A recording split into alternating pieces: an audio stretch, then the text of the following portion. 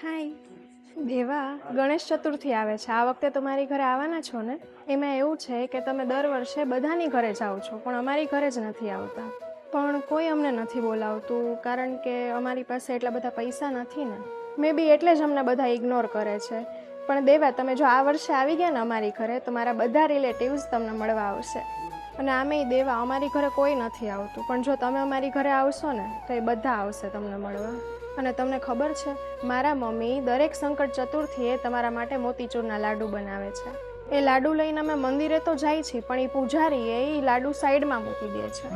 Mummy એવું કહે છે કે જો તમારી મરજી હશે ને તો તમે આવશો, પણ હું એવું માનું છું કે જો હું તમને બોલાવીશ જ નહીં તો તમે કેમ આવશો? કારણ કે બોલાવ્યા વગર થોડી ને કોઈ આવે.